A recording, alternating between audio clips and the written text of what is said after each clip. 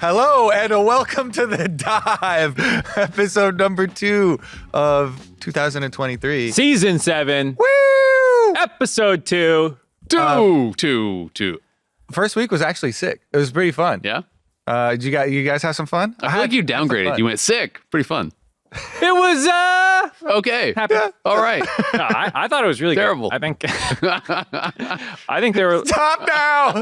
Don't go How low lower. can you go? Can you take it to the floor?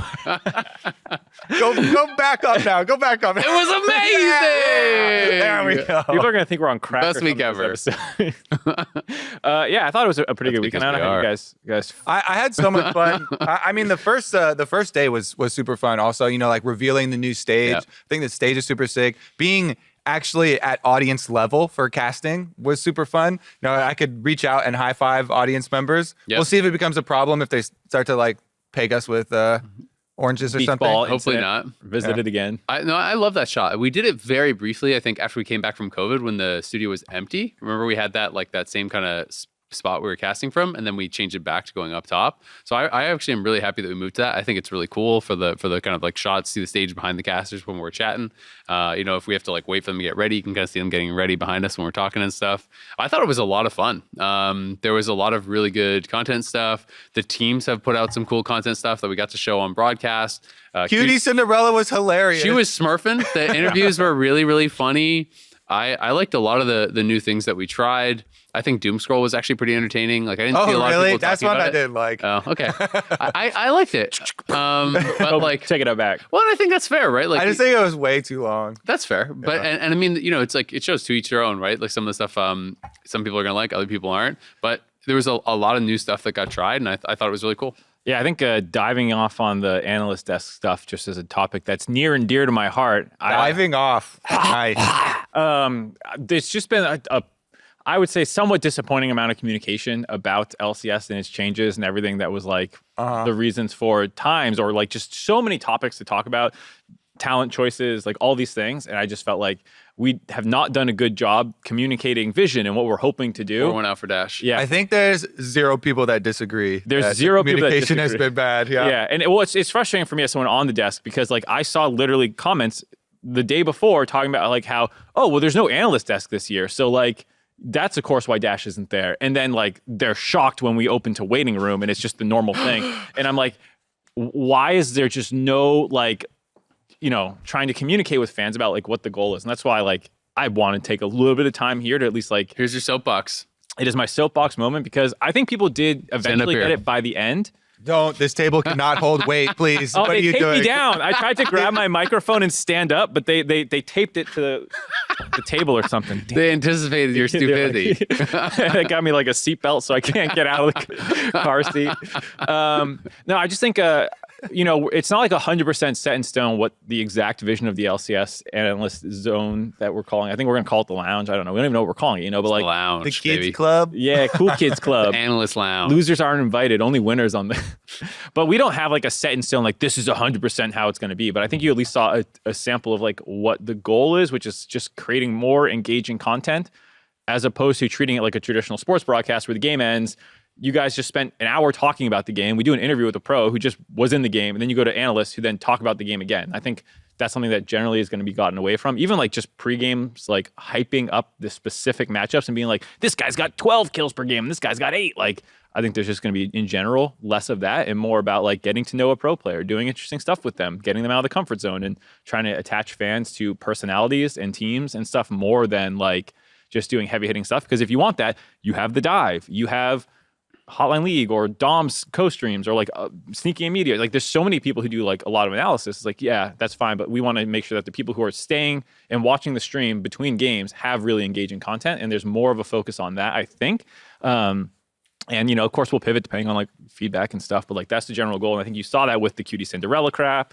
That stuff was crazy. I really enjoyed it. I think it was much higher entertainment value, raw entertainment value than a lot of older segments. Yeah, I think that's great as long as, to me at least, the segments that can kind of get thrown in the trash are the ones where it's just no one really cared particularly about the game. You're going to do some generic highlights. You're going to put up the pick ban and you're going to talk for a little bit, and then go next. Revenge right? Like, played Cassante for the 4th time this year, and they had a good 1v1, and then they lost the game. You know, like, I hope that we don't lose like all of those like more standardized like analytical post-game segments, because as a caster, sometimes there are things that talk in the game, but like Kobe and I know this, and you know this, I'm sure too, that it's like something really cool happens, but the game is moving on. And I can't dedicate 5 minutes to talking about this thing that happened and this why rotation it's cool. that was like really smart of this Herald swap that snapped here. Yeah. Or how this guy played out lane that actually won the whole game, or whatever, right? Or like some interaction that snowballed the game, or something cool like that. And that's where I think Analyst Desk can really shine and can have great analytical segments that are also entertaining.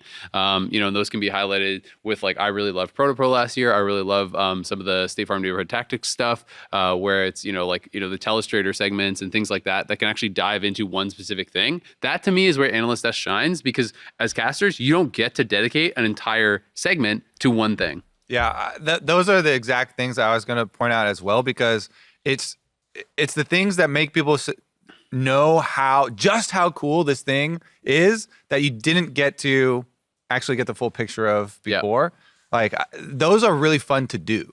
Slow-mo replaying a team fight, or tracking the jungle path or whatever. Yeah, I think entertainment needs to be understood as not being just comedic for fans. If you hear like, we're going for more entertainment, that doesn't mean like everything's going to be a skit, like we're just some budget. You're going to go for some horror too, Mark? Yeah, there's some drama, some romance, heartbreaks. Yeah. All forms are valid here. No, I just mean that like, analysis is really cool when done well, and I think like pros to that point are really good to talk about. So we had Fudge on, we had Vulcan on after their wins. Doublelift came on with Whippo, and like we ran highlights and asked them their opinion on this kind of stuff. I think there's still going to be segments where like something cool really happens in the game, and we break it down, whether that's draft and picks and meta and stuff like that. But it's just less like specifically after the game, just generic stuff like you're saying. I think most of that's pretty much gone. And even some of like the pre-games where I'll admit it, like there's like middle of the season, it's two teams playing, and you like limp out some like full screens of these two guys who are going up against each other with some generic B-roll packages, and you go,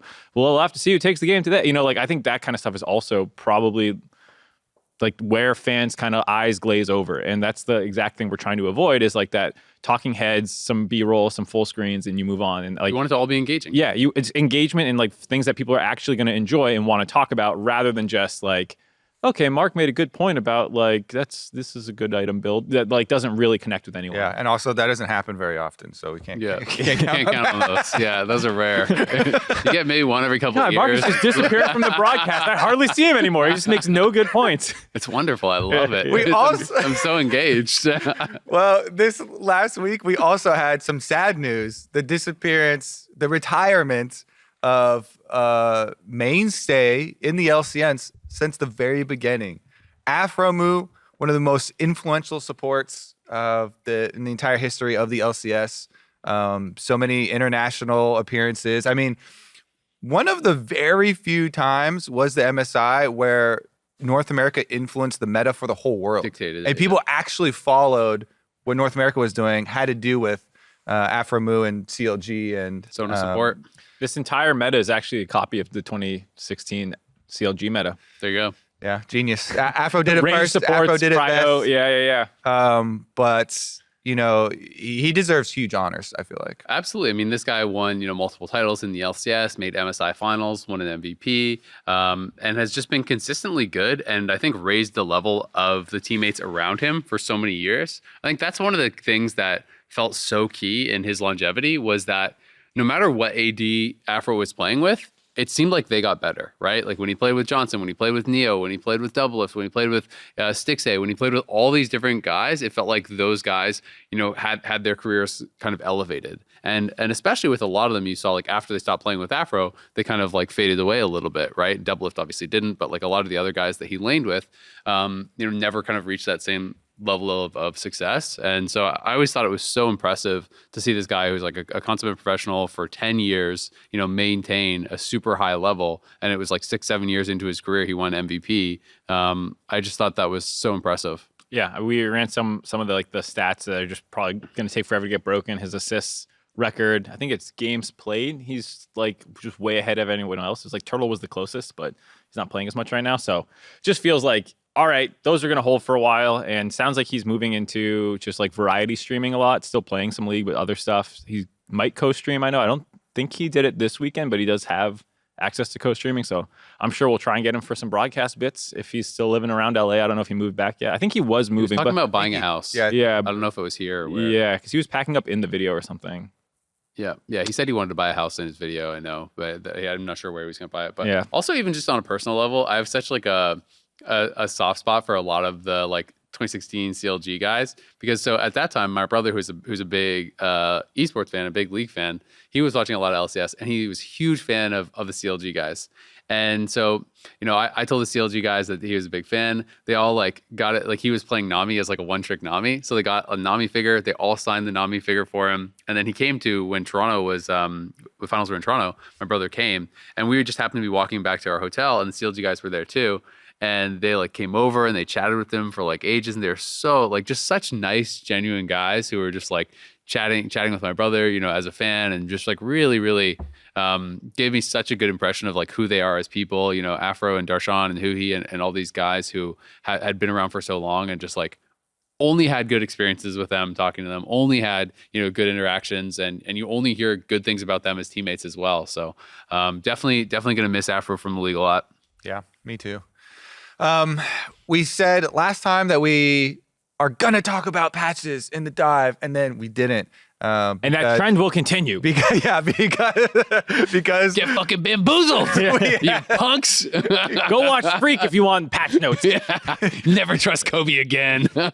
because we had to do the power rankings, so now we get to do the patch. Oh, we are doing Surprise! it. Aren't you happier now? It's like when you lose your keys and you're so sad for a while, but then the feeling when you find them. But they're in your pocket and you're real dumb. And then it's kind of split, right? You're like, oh, it's good that I have them, but that is unfortunate. I am an idiot. I've got the patch right in your pocket right here. So, Perfect. and this is when the league is actually going to start playing on 13.1b. So it also works first week that you know, LCS is actually going to be on this patch, and we get to see the changes in pro.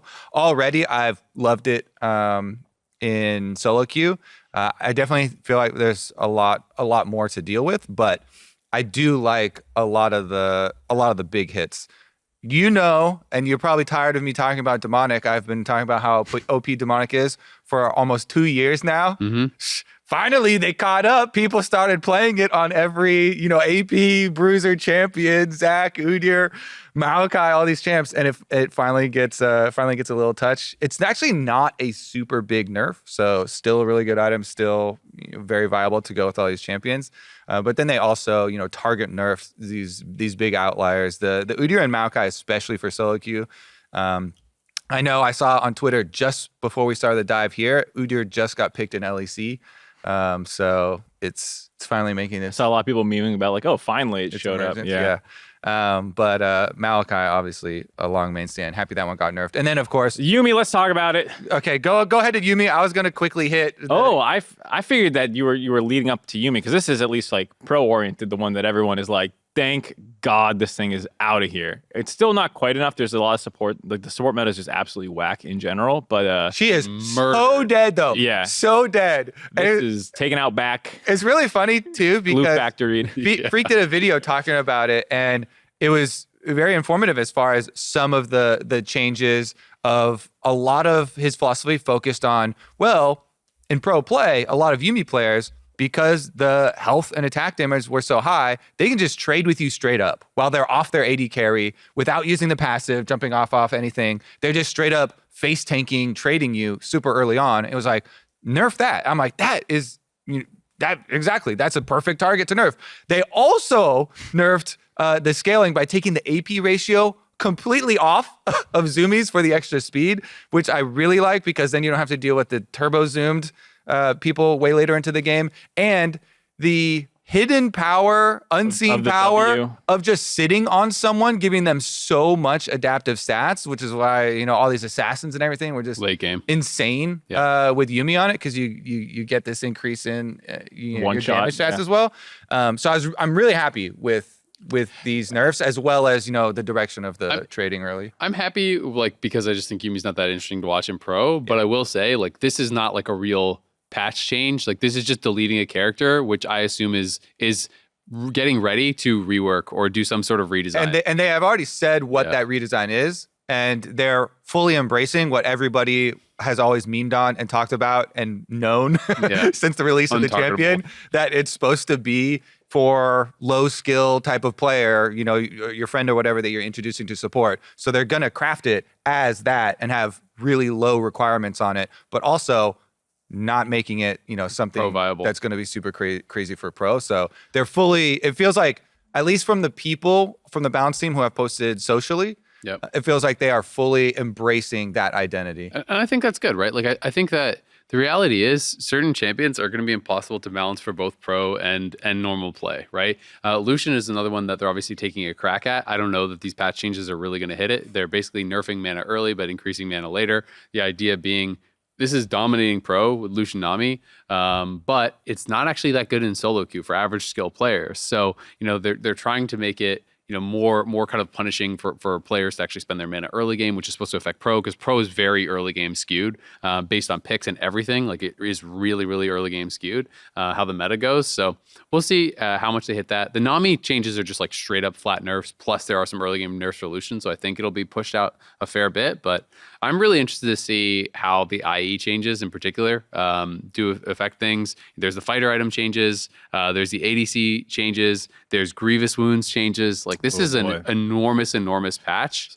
It'll be interesting. Like, I think there's I can already tell you, I've seen like a 10-fold increase in people complaining about crits because it just puts a further emphasis on RNG.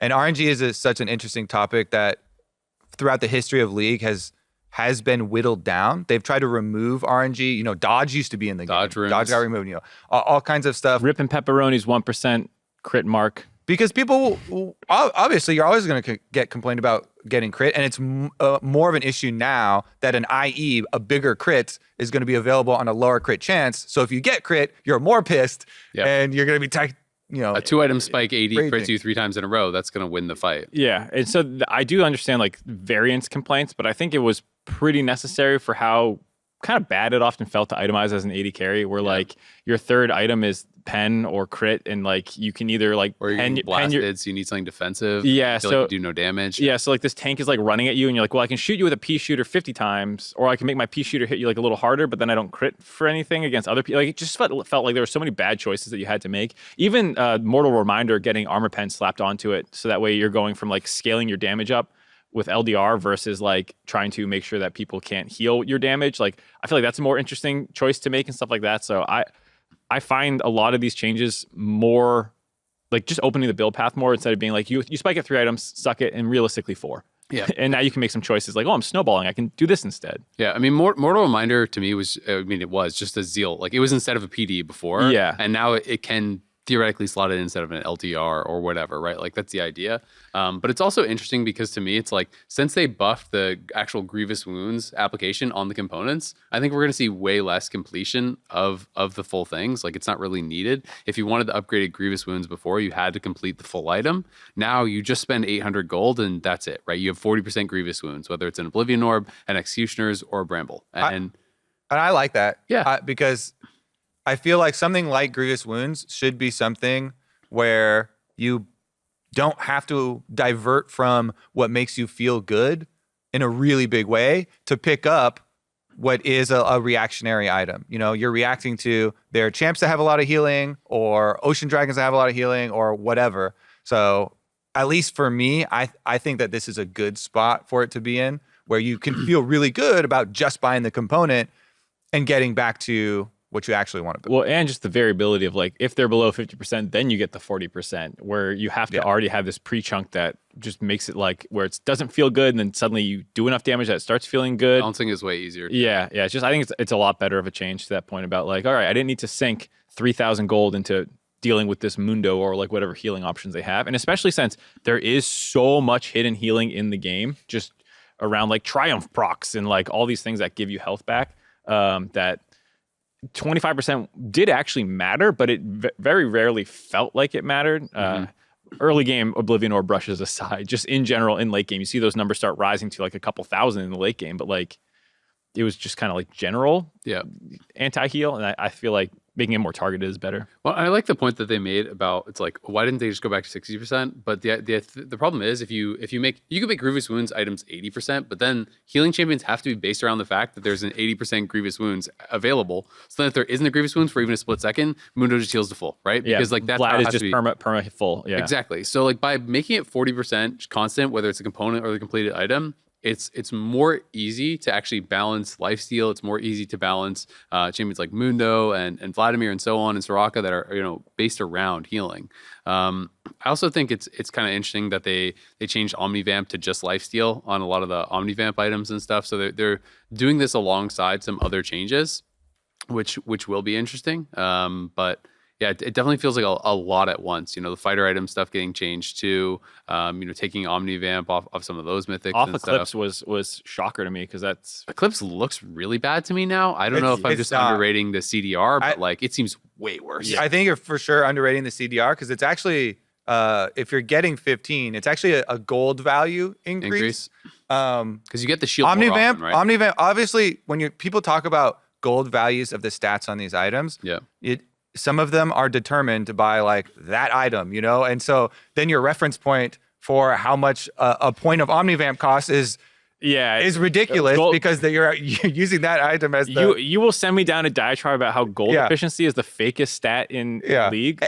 Anyway, there are some champions where some of these changes don't affect them negatively. Like there's a case where, because I was obviously, whenever there's a new patch, I'm trying to look at what junglers and primarily bruisers I'm trying to abuse as quickly as possible. Actually, I know that's what a lot of people turn into people talking about patches for anyway. Yep. Is what can they abuse? And so like, a champion like Xin Zhao, who actually everything you do uses lifesteal anyway because your W actually also gets 33% lifesteal. The change for Ravenous for him from Omnivamp to lifesteal is like, great.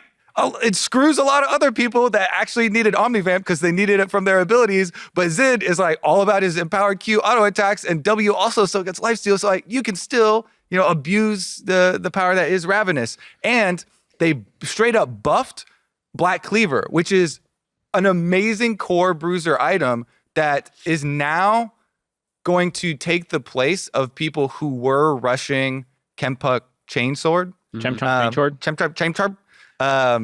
Which, by the way, I was going to hit this earlier when we were talking about the Grievous Wounds things, but it kept going for a super long time. The change to reduce the stats on the Grievous Wounds items and increase the effect of Grievous is very good to me. I feel like items should have a clear use and a clear direction. It shouldn't be so convoluted where people are buying it regardless for, stat efficiency and stuff like that. Now it's actually less stat efficient. You get more Grievous Wounds.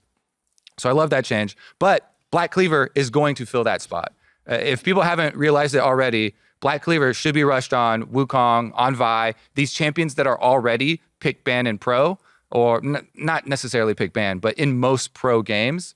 So I feel like, especially those champions, you should get on right now, and they're just stronger. You got free extra AD on Black Cleaver, free extra HP on it.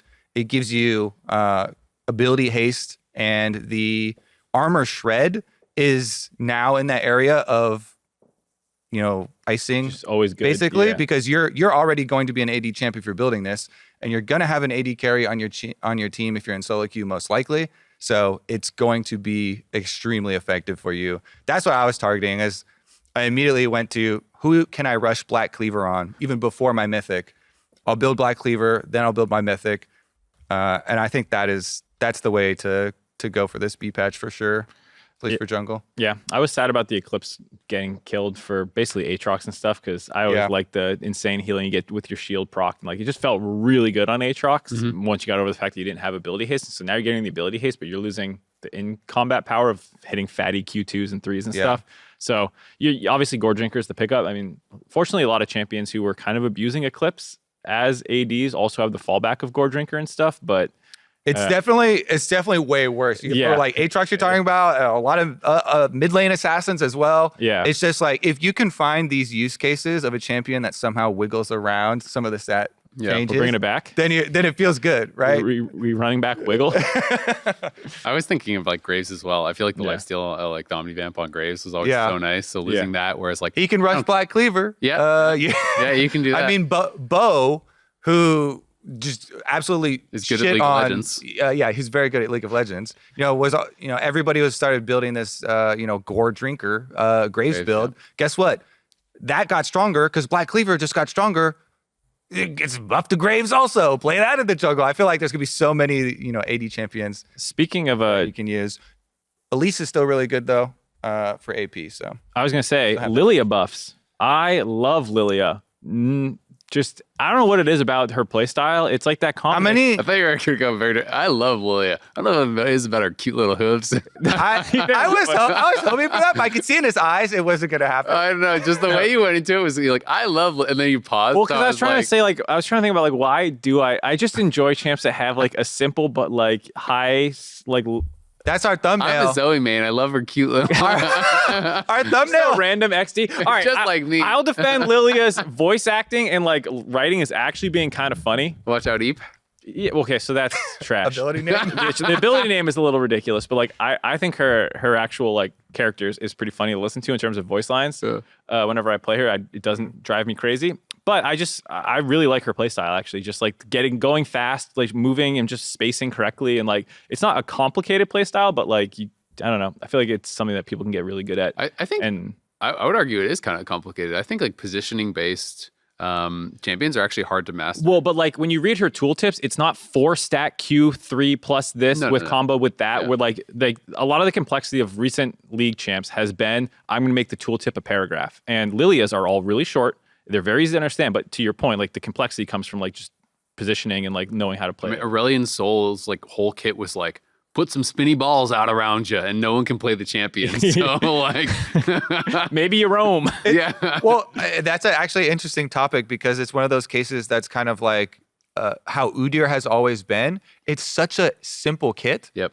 And yet it has one of the highest New experienced as well, player as well. win rates. So it's a lot of it is, even if you're given fairly simple looking tools, how you're positioning, how you're roaming around the map, those types of things have a huge impact on those types of champions. Plus the drain tanking that she kind of has in her kit with the passive heal and stuff like that. I really enjoy just drain tanks. And so when you land a lot of your passive on people and you're healing up and you're weaving out, taking a bit of damage, going back in, or Zonya's in, it just feels like a champ where there's a lot of skill expression and timing your ults and stuff and putting your entire team and the enemy team to sleep. Well, they were definitely significant buffs. So. Yeah. What do you guys think about ADs? I've been seeing a lot of Twitch. I feel like Twitch, funny enough, because it makes this change makes the Bork build, it feels almost even better because you can still get to IE on 3 relatively reasonably, whereas before it was it would get pushed back so far. If you want to get Hurricane in, then your IE could get pushed back to 5, or you'd have to skip your Mythic or something. Some of the Bork Rush champions now feel really, really nice because you can just still go Bork Rush into Mythic into IE on a lot of these champions, and it feels really, really powerful. You get that super strong 1-item spike, you get sustain for lane that you want, but you still can get to your IE at a reasonable time and kind of still have that team fighting power.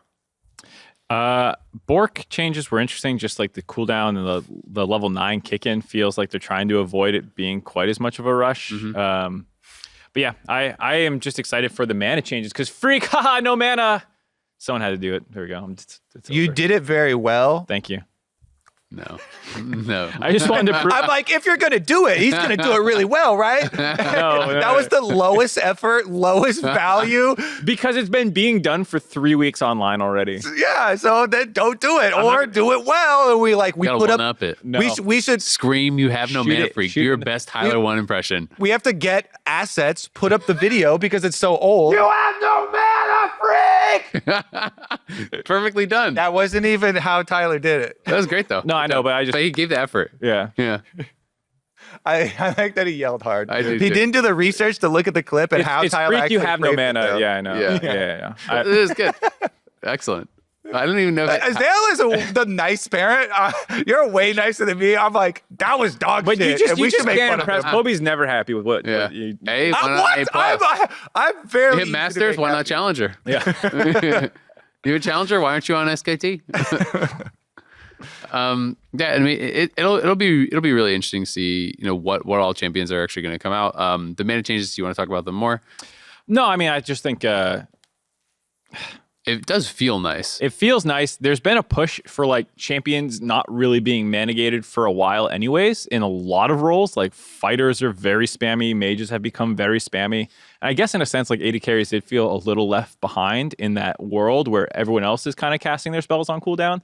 And it's just like a little pickup for I think AD carries to compete in the early game a lot of the times, just being able to throw out more abilities. Well, and it's more like late game scaling. Most of the changes are for the mana. So, I mean, it's definitely more pushed towards the later stages. Like Jinx, for example. And I mean, I just think in general, it just feels bad to take Presence of Mind, but it also feels bad to just go And like Jinx is a champion where it's like, if you're going because you're using rockets and zap and stuff, so zap at max rank, that's obviously going to be quite late, but that's cut down 20 mana. The mana growth is increased 5 per level, and the base mana is up 15. So some of these champions are going to be able to get a couple extra spells in, late game and early. Well, so like Jinx early game was always someone I just went on all the time. She's got flat base mana. Same with Jhin, mana cost changes. So it's kind of both for certain champs, but generally, Yeah, it'll be interesting. I mean, they talked about wanting people to be able to go towards, different runes, not feel like they're forced into Palm to be able to kind of like survive. Yeah. Which I think makes sense. And I mean, in general, it's like, I don't know, mana gating is not that interesting,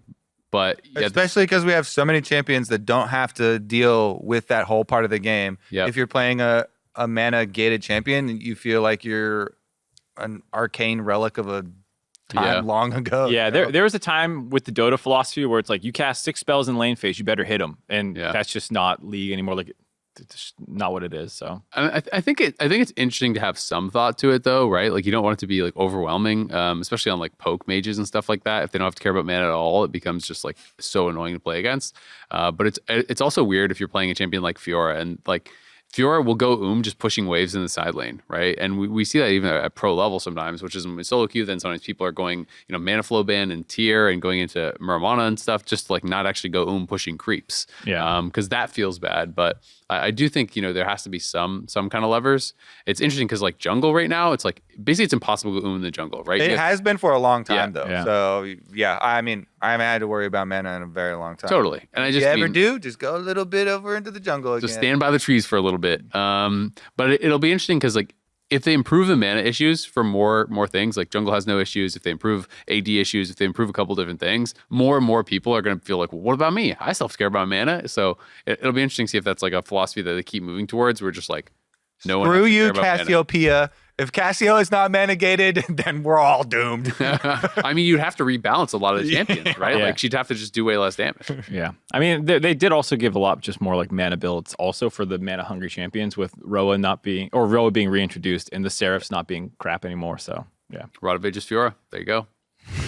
I never go again. Pog. You never do all right, damage, so but this is the point where we all give our recommendations for stuff to abuse on the new patch. I think Twitch. Radovage's Fiora is Azael's submission. Yeah, there you go. Mine's a support Caitlyn. Carria pulled it off, and she just got buffs to her mana to support the support playstyle. And surely you're just as good as Carria. And you only have a limited time to play it before 13.2 comes out. We won't get too far ahead of ourselves, but all this is dead probably in the future. So get your wacky support games in now. Mm-hmm. I like that. I'm gonna take the support Calista. But go get hey, take your Hell of Blades, level 1, all in, fight, flip the game, and don't blame us afterwards. Or if you wouldn't like to lose all your LP, you could just play Zac. I feel like Zac is OP in like 4 roles right now. So Zac also. The only thing you then have to worry about, and the reason that it's not in pro play as much, is getting invaded. But Zac got greatly benefited by the fact that invades take longer to do now. Your camps will auto clear, so it's a lot less punishing if someone leaves them behind. So a lot of the weaknesses, that's why in solo queue, Zac and Fiddlesticks, those champions that have always gotten invaded, their win rates went up. Zac also doesn't really get as hurt by the demonic nerfs as Maokai and Udyr because Sunfire is almost as good on him. With the range, all of his abilities are really close anyways, besides the Q. Mm-hmm. So and if Zac is going to be super strong for a while. And if you're worried about getting invaded, he's 55% win rate mid lane. He's 54% win rate top lane. He's 54% win rate support. He's literally 54 to 55% in 4 roles. He's almost the highest win rate in all 4 roles. Like this champion can literally go anywhere except AD. So Is his lowest jungle right now? Because if all the other ones are 45 and it or is 55 and it is the 54, lowest. then it's the lowest. It's 50. It's 50. What have we come to? By the tiniest amount, it's 53.97 in jungle, 54.15 in top, 55.04. I don't care, in- Dale. You already told me the data What was the supports support one? the- Support high? 54.16. No, mid lane is the highest, and the others are basically. I the same. was trying to see if there was like anything to do with gold income, like the soul lanes were much higher, but no. He's just really, Yeah. really strong right now. Like I've fought this champion across a couple of different roles. Seems like he's the new Maokai. Like Maokai's gonna get the bonk. That's true. Everything else. Zach is the Okay. free low right now, I think. Yeah. Yeah, he definitely survived this patch. We'll see if he survives next one because they did put in the text for this patch that with the changes to the bruiser items, they're gonna keep their eyes on all bruiser champions. I don't know if they're gonna. I assume they are going to also look at win rate outliers. They always have those brackets that they talk about. Yep. Yeah, I mean- anything above 54, 55 always gets looked at. There's also all the grievous changes. Like maybe that hurts him a little bit. I don't know. Who knows? Yeah. Yeah, not enough. Definitely, not even if enough. it does, I'm like, that's not enough. Yeah. You need to hurt him more. Zach needs to be hurt. Samira also seems giga strong. I feel like with the new IE change, because I know a lot of people were talking about thinking Samira was going to be really good with that change, and when I was Shield bow, looking, IE rush. yeah, just shield bow IE. When I was looking through the data, with IE second, she has over 58% win rate if you build IE second on Samira. So it's like that's pretty crazy. You're going to be able to get towards 2 items. Yeah. I hate Samira. ARAM players unite. Better pick Lulu or Soraka. As far as design choices, though, for items, because I do think it's a pretty interesting topic when we're talking about having a clear identity for an item. Something I have a little bit of a bone to pick because last split, I spent a bunch of Volibear. Volibear is an early game champion that rushes, or used to rush, Turbo Chem Tank. And they decided to split the identities for Sunfire and Turbo Chem Tank and make Sunfire all AD and Turbo Chem Tank 50 magic resist and nothing else, which I think just to me feels like bad fundamentals because especially if it's a rush item, now you have to meet 2 requirements to actually want to purchase this item, which has a really cool and unique active. Yeah. I feel like if you're going to make that item, that should be the identity. You're like, it's called Turbo Chem Tank. I'm not buying it for Not 50 magic anti-mage resist. butt rusher. Yeah, and so now I'm like, That's a great name though. I should be naming it. because especially in solo queue, Anti-mage butt no rusher. team is going, super heavy AP. Did I do good, Dad? You did well. That was actually good. Are you winning, son? So yeah, Volibear needs a little wink, but I just also like items with actives. I know that a lot of the design team does not like them because lower skilled players simply don't use the actives. And so then you get this big discrepancy between players that remember to use the actives Well, that's and why- players that don't. But I think they're really fun and really unique and really cool and should have their own identity. Well, that's also why they pulled it into a passive for Turbo Chem Tank. So, because it just goes on its own now, right? No. Am I trolling? Did they make it a passive? I think literally haven't one of bought us it is since trolling. I think How would it trigger then? it's just on cooldown when you start running at people. Am I wrong? When you just start running towards a champion? Yeah, unique supercharger for 4 seconds grants 40% movement while facing a turret invisible enemy after. Oh my God, they dumbed it down to not even be Yeah. active anymore? Yeah, it just goes on a 90-second cooldown once it activates. Oh, I like it even less. I mean, I think there's. I literally saw that it was 50 magic resist and stopped reading it. You I was just like, I'm alt not- F4'd the- I'm not I hate watching this. that. Boom. Yeah. No, I think I will defend the general design of like people are too dumb to press their buttons, so we'll make it go on its own. It's a little weird for Turbo Chem Tank because it's such like a situational like I want to engage now, and this is probably an example where it shouldn't have done that. Combined with the magic change, don't build it. I think that they already recognize this issue because if you look at the notes that they put out early for what they're going to do to Radiant Virtue, it used to always trigger on your ult, which is another one of these. I understand why you're doing this because people will not remember to use their active. Redemption? What So the you hell? make it- I have redemption up. They Yeah. make it so you can do it from the grave after. Exactly. So they put it on something that's automatic. Turbo Chem Tank, I guess, is if you run towards someone. And Radiant Virtue was on your ultimate. But there are new changes that are not locked in or anything, so we're not holding them to these, is that it gives you the active option and it has a backup fail-safe trigger for if you get below, I think whatever they had at the moment was 15%. That I like.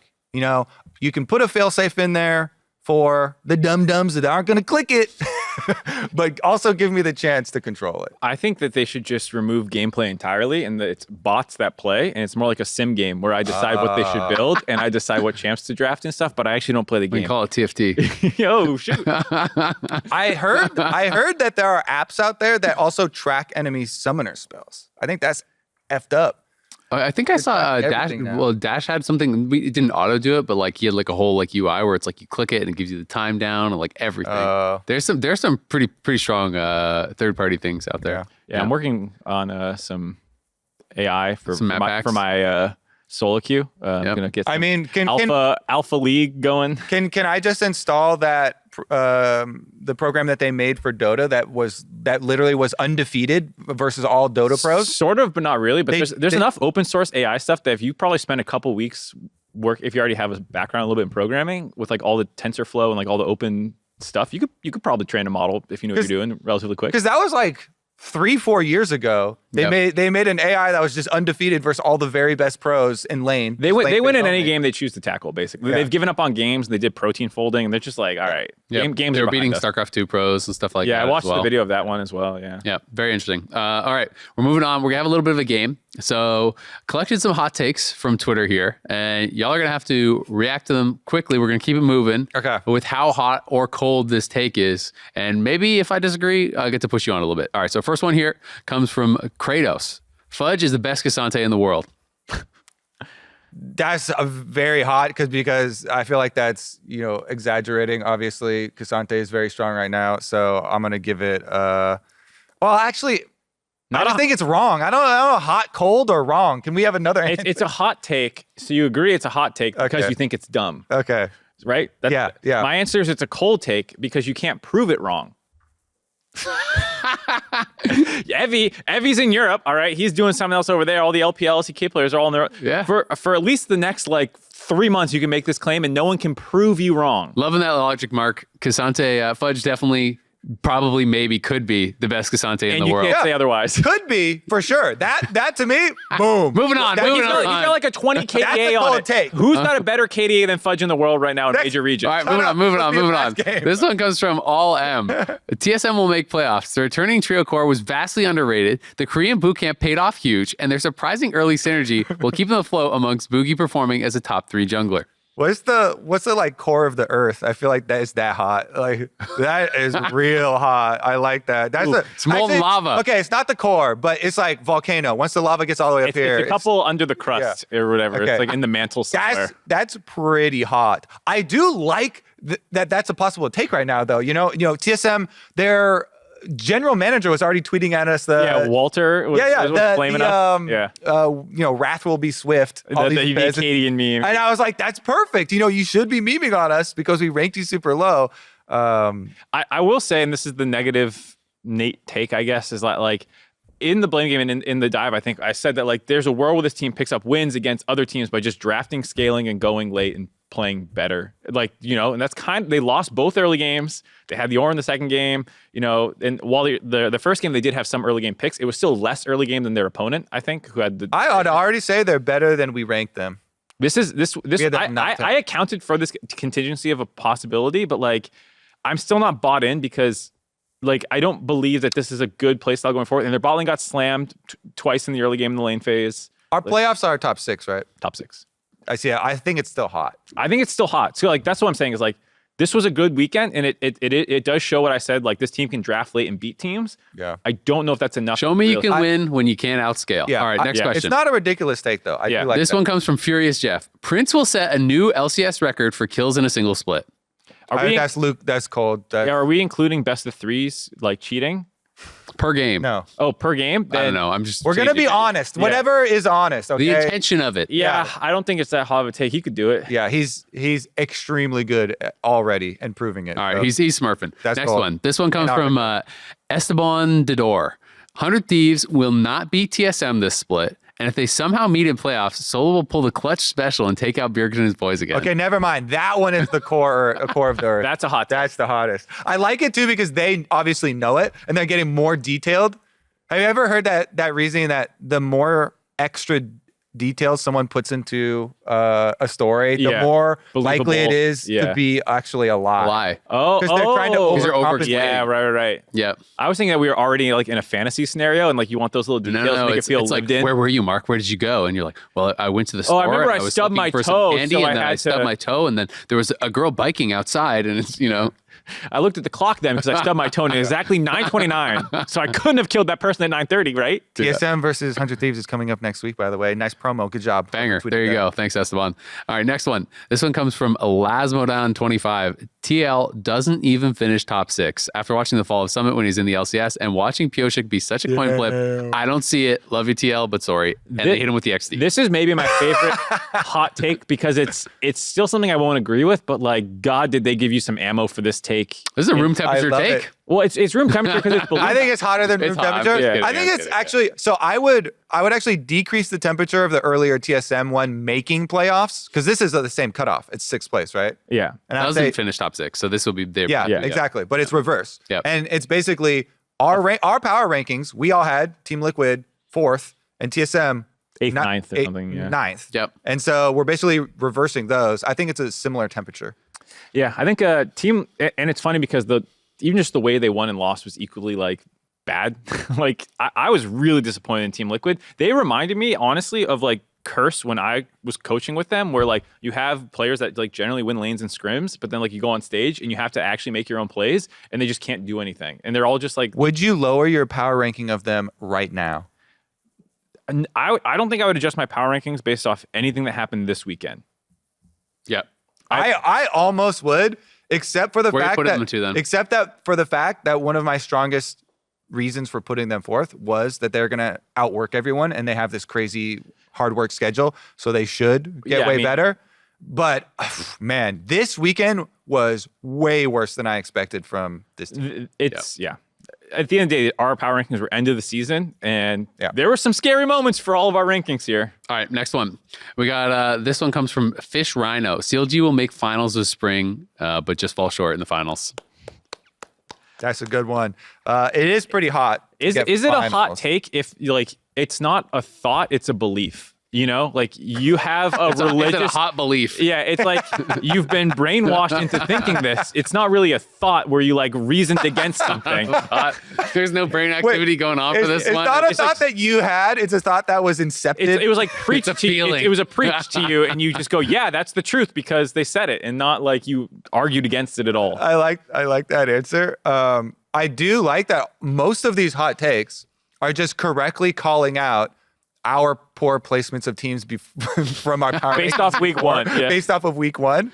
I'm Ice cold take. The dive is trash at power rankings. I'm gonna take my profits though. I'm taking profits right now on rating CLG higher than you guys. You put them sixth. You put them instead of 6th seventh. versus yeah, 7th. that's why I'm taking. You can take your profits. Those profits are like 3 nickels. I'm taking profits right now, baby. yeah, you're selling. You're selling. Hey, You won big. Hey, If give they me my go- goddamn nickels. If they go to finals and stuff, you're still horribly wrong. Yeah, I'm not giving you nickels for being slightly less I'm horrible. taking- I'm not giving them. All right, we'll Stingy see. Mark. Thanks a lot for all the hot takes. I'd say we didn't go very fast, but it was fun. No, he started giving explanations on all of them, so then I was like, okay, fine. My I guess bad. we're gonna Was I just supposed Well, if to he's gonna say explain, yes? I'm how gonna it's explain gonna too. be. Yeah. Yeah. I don't know. I thought. I don't think he was listening when we were talking about, all right, we're going to do this as a game that's rapid fire hot One-word takes, answers. and it's going to be 1 to 3 word answers. that He was definitely not listening. I was probably in the bathroom for that. Or you were just checked out. It was fun. Keep sending us your hot takes. Actually really enjoyed this. Maybe we'll do some more of it next week. On to the LCS. We're going to hit some of the kind of like more surprises or standout teams. Maybe I'll just say standout because some of it wasn't a surprise. To start it off, we got TSM at Fly, CLG, C9, all at 2-0. 100 Thieves EG, both at 1-1. Could be considered surprising. And TL 0-2. So where do you Where you want want to to start? You can start us wherever you want. You want to start at the top of the table? 2-0? Well, I think you read it, so you got to start us. Boom. Yeah, TSM being 2-0, like we said, that's a surprising start for them. But I think the best part was Solo's interview after they won and him talking about the perspective from that team and how he really likes this group of guys. All of them are strong performers. They're good at working as a team. They have good relationships already. All of these sorts of things for TSM made me.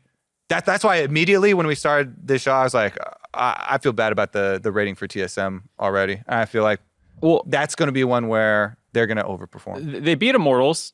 I expected that. Winning over Team Liquid was a surprise. Team Liquid looks a little worse than I thought they would, given the hype around. They're doing great in scrims.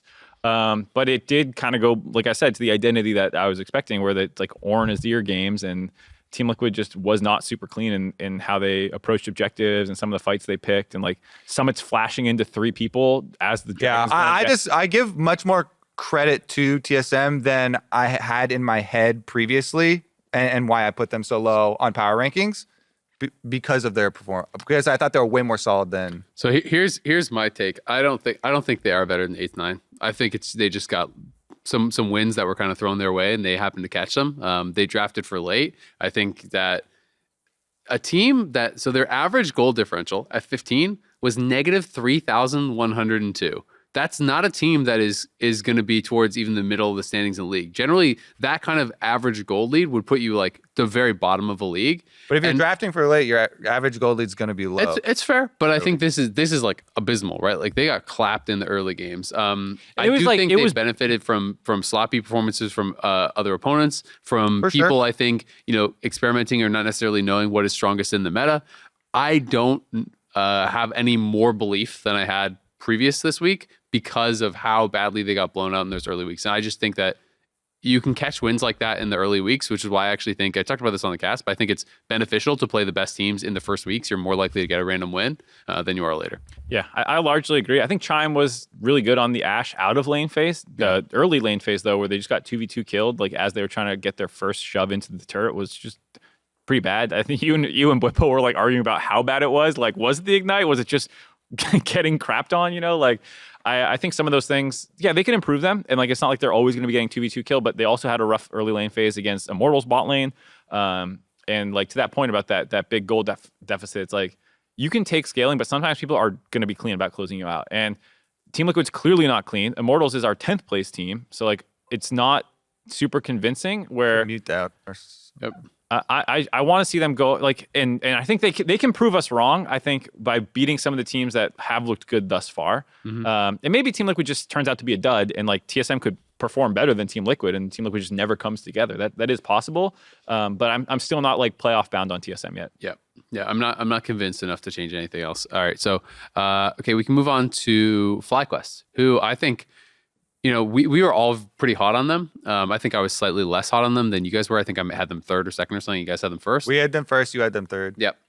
But I'm not like shocked by the way that they came into the league. I think Prince would be hard pressed to have had a better debut. I think that was just like, goddamn, this guy is elite, right? Like he is world caliber, one of the best in his role in the world.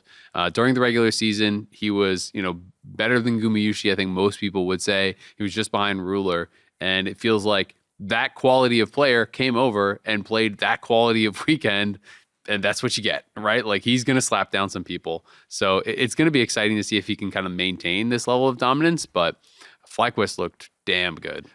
We did it, Kobe. We saw the big names and we said, big name, good. And we were right. Well, I also, and I highlighted this during the cast, though, I think so many people don't give Impact enough credit. Impact is so good for the team environment inside and in the game as well for leadership. TL worse, FlyQuest better. Plus, he's the best one to incorporate some Korean imports. And he's Prince talked about in his interview as well. You should definitely go watch every Prince interview out there. Hilarious. But yeah, him plus Impact plus Vikla, yeah. I think Spica looked a lot better on a good team. Shocker. Like I think people somehow thought that he wouldn't be good just because the TSM days were not great, but anyone who's been in a team environment or been around a situation like that knows that can really seriously hurt your individual performance. So I kind of wrote off last year, and he seems like he's picked up more from 2021 than 2022. And Winsome stepped in and did good. I was worried about Winsome. I did not have a very good taste left in my mouth after spring last year, but he looked a lot better. So that was really cool. What's your descriptor for the taste that was left in your mouth? It's like that kind of like acidic battery acid taste after Battery shit. acid. after 2021. I haven't drank many batteries myself. Have you? Well, you're still alive. Yeah. So This is such a tangent. Mark's like, funny story. all right. I do drink battery acid. No. Here's the tangent. I wasn't going to let the cat out of the bag, but since we're here, when in Rome. When in Rome, here's the story. So there was a screenshot. There's like YouTube recommended me a video of this guy who's like really big in the coffee world called James Hoffman. And for some reason, just that thumbnail, he looked like Bjergsen to me. So I tweeted at Bjergsen. I was like, hey, like, when did you become a barista kind of thing? And this guy was a world championship barista. I didn't know any of this when I tweeted. And then everyone's like, wait, James Hoffman's awesome. And then so I started watching his videos and I got really into coffee randomly this offseason because I was just super bored. And I was like, I'm going to upgrade my espresso machine. And I didn't really realize how bad my setup was until like I started learning. And so like I bought a better grinder. And then he put battery acid in coffee. We're and he getting was to the like, battery acid. I ascended. The aftertaste is We're getting to the battery acid. So the thing is, a lot of coffee, some subtle notes we're gonna of have to put poison. a disclaimer espresso. on The longer you guys go, the longer the story's going to take. A lot of espresso machines, cheap ones, have fake pressurizing by only having like a little one hole at the bottom, and use store-bought espresso grinds, which are coarser because they expect you to have that extra pressure because the machines themselves can't generate the pressure you need for real coffee or real espresso. I didn't know that. So I bought a proper portafilter with a proper grinder and I put it in my shitty machine and it can't generate the heat and pressure needed to make real espresso. So I get battery acid out and I forced myself to drink it for a month before I said I can't do it and I need to get a new espresso machine. I haven't done it yet, but yeah, I've drank battery acid and that was very similar to Winsome's aftertaste. There you go. Perfect. All came full But it's circle. much better now. It's a proper espresso now that Winsome served me. There you go. Speak, I wouldn't say I was like shocked by it. It's like he played 2 Maokai games. He looked pretty good on Maokai. Maokai's really strong.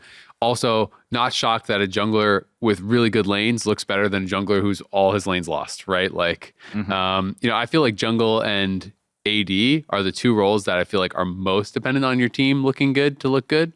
Maybe it's not completely right, but he looked good. Impact, obviously, you gotta sing this guy's praises. I think not even just as the shot calling type stuff, but it's really interesting because when I talked to people from FlyQuest, they were talking about how blown away they were during their boot camp by how quickly Impact was learning from other players. So they were talking about playing. I can't even remember the guy's name. I apologize, but it was a LCK Challengers League, a top laner, who was apparently giga smurfing on all the LCK laners and scrims and like smurfing on everyone. And apparently everyone was getting smacked by this guy, and Impact played him and then basically just like copied every single thing that he did and started beating everyone else with it because they weren't able to pick it up as fast. And just so that, like, there's been a lot of talk about even his individual play, not just the shot calling. Fudge was giving him so much credit in His rankings, the Fudge Mountain or whatever we called it, power rankings basically for top laners. Like he just by default put himself first, and then he was talking about like how Summon's Impact's got to be there too. Summon's got to be there. He's like, well, actually, Impact's really good. Maybe he should be ahead of Summon. Maybe he should be ahead of me. Like he was giving him a lot of credit. So I think Impact smurfing hardcore. Yeah, I forget which of his coaches, but one of his other coaches was like wanted to bring up how hard he works and how hard he has worked since he won the world championship every single year. To keep up that drive this long is extremely impressive. I remember Ben, I think, was flaming EG because he was like, I can't believe they let him go because we made that mistake and that was stupid. Yeah. So like, I think everyone after you work with Impact's like, wow, what a guy. He was actually talking about Jensen and Cloud9 getting rid of Jensen. Same story. But well, there you go. The battery acid. It's melted the brain. Some side CLG, talk about CLG. That's You why I'm love here, CLG. baby. One last thing. My last thing. Is this a hot take to say Impact has had perhaps like one of the like the top 5 greatest like careers, like longevity wise, like highest level performance over a long period of time? you're gonna have to break out so much data for that because you're giving a wide range here, top 5, and so then you have to go through and look and lock down. Without does it stuff like that what's, type what's of your, question is like what's your like feeling? You know what I mean? don't- Like when you start to think about it, it's like how many players have actually been around for as long as Impact, and how many players are still like at a high level. At that long of a time. It's like there's like Deft and Faker and like a couple guys who have even been playing this long. extremely impressive. Yeah, for sure. Yeah. I think the detractors would talk about like he moved to NA. Yep. And like, he made an MSI finals with But he's been Liquid good still. international even when he shows up against top level No, players. I'm with you. I understand the arguments people make against it compared to people like Zhao who like maybe is not quite as a longevity, but has won in a more difficult league and blah, blah, blah. So like, I get it. I think there's a case to be made that he's top 5 players all time. Yeah, I put no thought into the actual number, but I think he's had an incredible career. Somewhere in there. Yep. Anyway, CLG, as I'm taking my profits now. I could You not believe so much more than us, dude. I could not put Six instead them of seven. Sixth I place. could not put them in the top 5 because then people would get suspicious. And you can't show too much faith in CLG or else they do a reverse. Did you believe in them beating counter EG? logic. Yes, because they beat EG last year. I predicted them. Did you predict them? Yeah, they didn't ask us for predictions. For casting. Coward. Yeah. Didn't tweet it.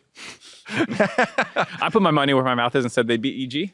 That's actually I pretty spicy. really do think that this team has been able to do what I was hoping they could and build upon last year, which no other team is keeping the same roster. So no other team, has that real opportunity. But it really does look like they picked up where they left off. Pal Fox was talking about in his interview, it's all nice for other teams because you have a honeymoon period when you're playing with new players, but they didn't have another honeymoon period, starting this year. And they just picked up with the same complaints as they had at the end of last year, which doesn't sound positive, but No. but I think that Doesn't sound positive and also isn't positive.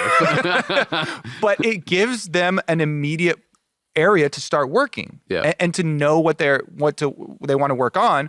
And you can pick up the little things like Contracts tweeted out after their first game, like Contracts performing on tanks, big sign for them, right? Because that is obviously something that had plagued them. He's a very aggressive person, always playing dueling junglers, back-to-back Sejuani games. Those types of things, I think, are the positives that you're looking for with a returning roster. Yeah. Go ahead. Oh, I was going to say, just on the picking up the grievances, we had a year between 2015 and 2016 where we kept Piglet, Phoenix, Dom, and I think it was Lorlo in for Quas. And anyways, it was a disaster. You pick up right where you left off with the hate, and that team instantly blew up before we even got to stage. I'm pretty sure Dardoch came in and all that stuff, Matt and stuff. But it's cool that they have not blown up and actually won these games. Yeah. And to the point about they went really late game against EG with the Sivir comp, they still, it's a 2-game average, of course, but it's 1.3K gold lead at 15. Yep. So I think people might initially jump to the TSM comparison. Why are we believing in CLG and not TSM? I think it's the track record from last year looking really good, top 5 team from summer last year. And then actually having good early games and proactive plays. And even though they did fall behind quite heavily in that EG game, it made sense with the context of their comp being okay, well, we can just scale and eventually win. So, yeah, I thought they looked pretty impressive for, I know that we're talking about 2-0 teams. I just don't see TSM and CLG as equal, whereas I am a little bit more bought into CLG than where I rank them. It's interesting. I mean, I think they looked good. They look good overall. I will say that if, like I said, when we were doing the power rankings, if there was a time for them to be hot, it would be right out the gates. I think before other teams have really had time to gel. Dignitas looked way worse than I was expecting. That was kind of a hot mess.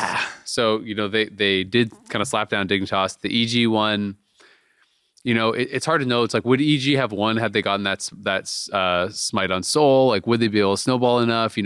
How close were they to really closing out that game and making it look dominant? Because CLG came back from, I think, 10K or 9K deficit in that one and were able to win. And overall, the biggest thing that impressed me, though, was some of their coordination. When I think about that bait top lane with Poom's Ash Arrow from base and Dokla baits the enemy Vi right into it. And, Contracts is there to follow it up. Some of that stuff was damn, you guys are in, late season form on week 1. So that really made me excited. I'm not sure how far I'm willing to bump them up the standings because I felt like Dignitas looked like ass and they beat them. And then the EG one again was so they beat some ass. EG was okay, EG, you went all early game, you tried the Elise thing and you failed to close out, which doesn't shock me for an early game loss. We'll get to or EG. An early season loss. EG look a little unhinged right now. We'll get to them later, but yeah. So I think the important thing for me is to take note of how they were accomplished, because the biggest thing from last year and one of these learnings that this team took coming into this year was that they wanted to be more consistent. Yeah. And so they had a bunch of games last year, high peaks, also very low lows. And the fact that they were controlled with the scaling comp and were able to come back and successfully utilized that as a strategy and had contracts on Sejuani tank duty both games in a row. Was Dokla controlled? Because I felt like he kind of ran it in both games. You can't control the whole whole thing at once. He was running it You got both like directions. 4 fingers. The thumb is wiggling over there again. Because he had great starts, but I felt like he gave up a lot of silly deaths in both games. I think he kind of had that thing where you start feeling yourself a little bit, and then you start running it a little bit, and then you To his point, bring it that's back not together. control. That thing is That thing is high variance, right? Yeah, I think I have come around to people who push their limits a little bit more than they should. Like JoJo this weekend. I don't know if we want to go there Jojo yet. had a horrible weekend, but we can finish on CLG. Yeah, I think for CLG, I'm excited to see how they play against some of the other 2-0 teams and stuff like that when they go up against the FlyQuests and stuff. But yeah, I'm pretty happy with them. I think the question still remains: when other teams start clicking, can they hang with them? If I could change my power rankings, I would move them up 1 because I'm dumping Dignitas. My Dignitas stocks, I'm selling. I'm selling while I could still get anything for them. Yeah, they're missing Ignar. Yeah. But Ignar, from what I've heard, is not even going to be here for a couple weeks. Yeah. So a lot of the regular season, if we're doing regular season power rankings, a lot of that's going to be over before he even arrives, and then they have to practice with him. So I would bump them up at least 1 spot because I think Dignitas is in the toilet. But I'm not sure I'm willing to like fully buy in on like top 4, top 3 for CLG yet. But great first week. All right, we got C9, who looked really good. I think C9 Fly, those are the 2 teams that people were like, damn, y'all are smurfing. How about that, Fudge? the 2 teams that you would rank number 1 and number 2 on the power rank. I don't remember if you did also, but yeah. Absolutely did not put them 5th. Oh shit, you did. Yeah. But what I said about one through 5, I was very much like any of these teams can legitimately like win the championship. And of those teams, I think C9 would hit the ground with the most synergy of the teams I put in the top 5. And Sneaky looked pretty good switching to mid. Yeah. Sneaky's a collie, a little clean, huh? Except for the early lane. Yeah, don't talk about that. Yeah. Don't talk about But he had to roam, to be fair. He had a roam, got and then they to fixed that. his wave from Yeah. there. He was good. Yeah. So like, yeah, for C9, I think they've picked up where they left off from summer split. It looks like, from end of summer split, because I was concerned that it might have been like a meta thing. The Cassante 2 games, it's like okay, but yeah, I think they're really really good. I expect them to stay 1, 2, 3 in top of the standings for almost the entire year, probably. Yeah. Whole split. I mean, the biggest standout for me was, of course, Fudge. No surprise there. You know, I think detractors or people who are a little bit skeptical could be like, well, it was just Cassante. So we do have to see like different matchups, different. He's done it on champions. enough champs now that you're like, whatever. I mean, this was like peak level Fudge, though. I feel like when you say picking up where they left off, I feel like this was a better Fudge than we saw. This was kind of like flashback to, Fudge 2 years ago before the role swap when he was like at MSI playing Lee Sin top and playing all these things that he was like really just impacting the whole game on. Because this felt like 2 back-to-back just Fudge v the world type games where he just takes over the whole map. So that was super, super impressive, and I think exciting to see because, I want to see him be able to compete against, some of these big name top laners, Summit coming in, and obviously, of course, we always have Impact and Someday and all these guys. I want to see if he can truly rise to that number 1 spot as a young player in the league. Yeah, that's all these are reasons why I rank them super high coming in. I thought Blabber still gonna be one of the best, if not, compete for the best jungler in the entire league. The bottom lane going to continue to build on their synergy. They both wanted to play against each other or with each other. So very excited. The only thing I was really worried about, and I was like, oh, maybe I should switch them down. Maybe I should, swap them with EG or something, is Diplex. And I'm still like So a you little had bit. them at 3, I had them at 2, Mark bit had them at waffly. 5. So we were the non-believer. yeah. You had that was the that wrong was person. that was the You swap had back and forth. EG2, you had them That was 3. the swap back Yeah. and forth with 2 and 3. But yeah, I still because mid lane got a lot stronger. So I still think if there's a place where this Cloud9 gets attacked, it is still going to be with mid lane and dragging him to other parts. And they've been vocal about that even. They talked about some of these things that he's going to have to improve on. Cloud9 did a really cool off-season video with Jack and Fudge where they talked through all their roster stuff, and they even talked about some of the weaknesses that they felt like Diplex had. But Fudge was like, yeah, he's got some clear weaknesses. We got to fix this, that, and the other thing. But I believe our coaching staff, and we think our coaching staff is the best in the league, and he can fix it. Yeah, I think they mentioned even in one of the on-stage interviews again, Diplex's laning phase, and the reality is as well in the LCS, like laning phases mid lane don't seem to usually get exploited too hard in recent years. JoJo sometimes. JoJo can mess you up, but and maybe with Vikla joining and like you said, some of the more difficult ones, but like I feel like a lot of the teams in the LCS, you're not going to win just because you have a better mid laner than Diplex, who is still clearly good enough to like hang for the most part. So And a team fight. and then he'll get better over time and all this stuff. So definitely confident in them. They can always bring in 15 solo kills in 6 games. Eminez up if they need to. So yeah, C9 really hopeful for 100 Thieves, one of the teams that got slapped around by C9. Mm-hmm. How you feeling? Heat check.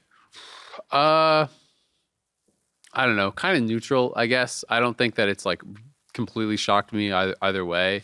Game 1 was definitely a stomp, and I think I would have started getting pretty nervous had they like had another game like that. But they came back and they looked pretty strong in the second game. I think absolutely. I had them 5th, so like I had them middle of the pack ish. With their high end. Like I kind of agree with you. The high end for all those teams was really high, but I don't think I was really like too shocked either way. I think Doublelift had like a pretty decent weekend, which was kind of cool to see him come back, because I really wasn't sure how he was going to look, and especially after the first game, I was like, if he gets blown out in the second game, that would look pretty rough.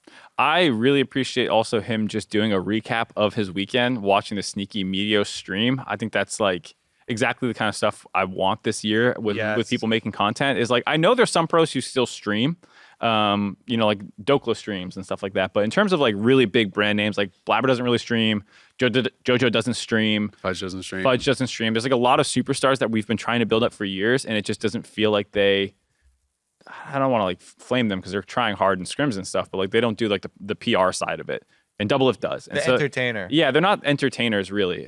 They talk their smack when you put a microphone in front of them, and then they're happy to go back to like the practice room or whatever. And so I'm so glad Doublelift is back, just like roasting himself, roasting his team, roasting other people, like roasting the draft. Yeah, just like the recap itself was also just very insightful as well about like things he felt like he could have done. Like in that first game, he's like, well, we have Jackson to Cassante. That feels like where our jungler's attention should go. And he's like, I'm just getting back into the flow of the game, and like we were actually winning bot lane, and I realized I should have called closer down more often to actually snowball bot lane, but I didn't feel confident doing that right then.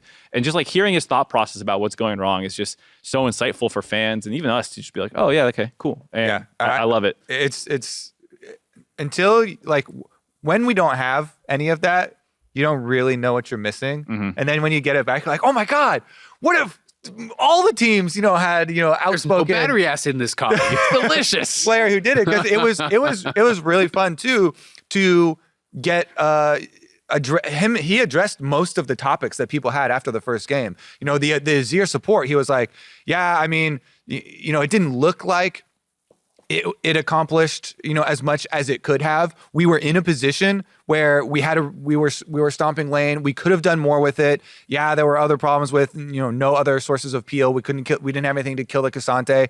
But I have faith in letting Busio play these types of champions. I'm trying not to say Cook anymore because Cook is getting so overused. Yeah. Let it bake. Stir fry. Yeah, deep fry. Let it brew. He's referencing, Carrier, and he's like, well, we don't want him to go to those, maybe not so far. Some of the things we'll rein him back in on, but he does have confidence. He's like, I still have confidence in Busio and these picks, and let him do what he wants to do with some of these things, because winning bottom lane can be so much more influential than a lot of games that we actually see. A lot of games will be a winning bottom lane and they don't do much with it. And he doesn't want it. He doesn't want to be that. He wants to be the winning bottom lane that has the big effect on the game. I mean, I think especially with the patch coming up, if you slam bot and you get a quick 2-item IE and you start team fighting, Everyone is already talking about in solo queue at least. Everyone's like, well, I guess I have to always path bottom now. And if I'm not getting bottom ahead, then what am I doing with my life? It's something also that was really interesting. I mean, Doublelift always brings the spice, and he's going to give you his honest thoughts, whether they're hot take or not, right? I think it was his little VOD review thing that he did with Bippo, where he was getting asked about, I want to say it was Bippo, was getting asked about what he thought about the other ADs coming back into the league and stuff. And he basically said, not impressed. Except for Yawn. He said he thought Yawn impressed him, but they're like, oh, what about Berserker? What about Prince and stuff? He's like, they're good players, but like basically like not impressed. Like they didn't blow me away. They weren't as good as he thought they were gonna be. You know, he said that he thought he was just gonna be getting blown out by these guys, and like basically it wasn't happening. So, you know, it's nice to see him getting some of that confidence back and stuff, because it's like when like one of the GOATs comes kind of like out of retirement or whatever you want to call it, you want to see them perform, right? You don't want like Michael Jordan on the Wizards. You want Michael Jordan on the Bulls again. So What was really interesting, this is a small tangent, was so many players in their interviews said that they were really nervous. And I think everyone's always a little nervous on opening day, of course, and all this stuff, but it felt a lot more than normal, and people were more open about it. Like, I think Solo said it. I think Fudge might have said it. I think Doublelift said it. Like, just a handful of people, both young players and older players, were being like, yeah, I was like actually freaking out before the game, which was a little surprising to me. I don't know exactly what brought it on. Maybe it's just like a lot of things, like Probably the time different for change each and player like, as well. Yeah. But I new stage and stuff changes too. Like the environment feels different. Everything feels a little bit different. You know? I usually, and especially if it's just at the beginning, take that as a positive sign, you know, because they care that much. Yeah, that's how I felt. It didn't feel like it was, you know, a disabling fear or anxiety or anything like that. So it seems in the cases that I heard, we're all kind of like, oh yeah, I was, you know, kind of nervous excitement. Yeah, and a lot of them afterwards felt more like, oh, thank God, I'm like, first one's done. Now we're gonna settle in, kind of thing. All right, let's jump to EG, another 1-on-1 team, but definitely not an impressive way to get there. Benny Hill, the team. Yeah, JoJo had a rough weekend. I mean, it started off hot with his lane against Young, where he was turbo clapping in lane, but then he was just dying left, right, and center. You know, they kind of scraped their way by that first win. Then the second game obviously was that monster throw / comeback / whatever you want to call it, where they were, you know, 9 to 10K ahead against CLG, and did end up dropping that one. I want to defend JoJo a little bit because it reminds me a little bit of like early Caps when he could get big leads, but then also just like died all the time. If you look at his early KDAs in like 2017, even some of the 2018 season was like 2 or 3. And he would die a lot, but his teams would win and he would generate pressure. And I feel like I can appreciate, I think that's what JoJo's trying to do. A lot of times it's just like he gets caught out in really weird positions. And sometimes his team kept growing the lead, especially in the second game where he was getting caught out. But they're killing a tower elsewhere. Yeah, and like I want to defend it, but there were enough times where I was like, okay, that one, I don't know what you were doing. So I actually expected games like this from JoJo because watching Champions Queue all last year, I was mind boggled. It didn't happen more on stage because it's like almost all of his Champions Queue games, he's playing to the point of trolling. Like, you know, if like the couple of the flips early, you know, work early on, then it's like he demolishes the game. 10-0. It's not even close. You know, it's like absolutely shitting on people. But there were so many games where it was like super troll, you know, and it is this practice mentality that is kind of similar to that. And that's the type of player that he is. I actually really like the comparison to Caps because when Caps fans don't, by the way. I know. They're not watching this podcast. But the Caps fans is part of the reason why I like it because they are always going to have faith in him, right? Never wavering unless it's like years of bad play. Yeah. Because they'll always embrace the caps or claps, you know, yes, it's all good. He was just trolling or he was just limit testing or whatever. I feel like that JoJo needs that fan base and that kind of narrative to build up around him too, because that's what coaching staff needs to focus on with him is trying to eliminate that coming to stage games. Focus on getting a good meme that everyone can rally around. Yeah. So what's it going to be, JoJo or Bozo? Getting Rip Bozo. Eliminating and siphoning down those learnings from the practice into not letting it leak onto stage. And the concern is that it always just keeps leaking and they stay really inconsistent. It's worth noting that they won the split when they were the 9-9 regular season team. Yeah. They're number 1 in goal difference at 15. I think FBI is clearly looking pretty good. Like people were concerned about him stepping in. I still think it's fair to say he's not the insane pop-off late game player that Danny was, but his Jhin game was pretty good. I was pretty happy with him overall. Someday looked fine.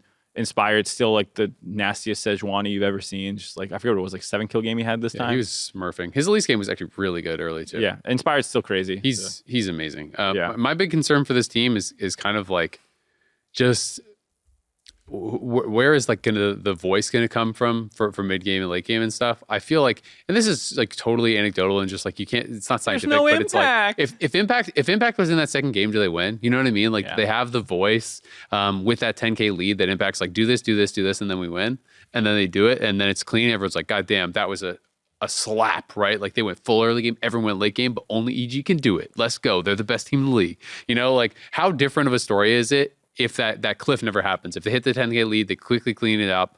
So like that's one of those things that's hard to know. You know, like is that like that missing voice? Because I know, you know, talking to them, they did say that they're kind of trying to work on that and they're trying to like, you know, build up more voices and have inspired, you know, take up some of that role and stuff as well. But that's something that can definitely take some time, I think. Yeah, that's why with rating that team, I was like, I think people are too quickly using Someday and Impact as interchangeable, and we'll see about what types of effects that has on the team. All right, moving on to another team that needs some time to get together, Team Liquid, because yikes, that was not a great weekend. I don't know how you guys felt. They still had some early game leads in the TSM one that they bungled. You don't know how we felt? I assume everyone didn't feel good. I don't know how bad you felt. The FlyQuest game, I swear to God, I'm doing a blame game on this, but like it was maybe the worst Herald swap you'll see all year. It was like 8 minutes, just punted the game away in the first game versus FlyQuest. And then they made some bad plays afterwards, but it was because they put themselves so far behind. Yeah, I was watching the Team Liquid games this weekend. I was like, you were working overtime for this? You were doing triple blocks and extra Everyone told me you guys were great. It This does not look great. Champions Queue. After this, that's what these 16-hour workdays have produced. The positive thing I'll say is in the second game, both Jan and Harry impressed me at different points.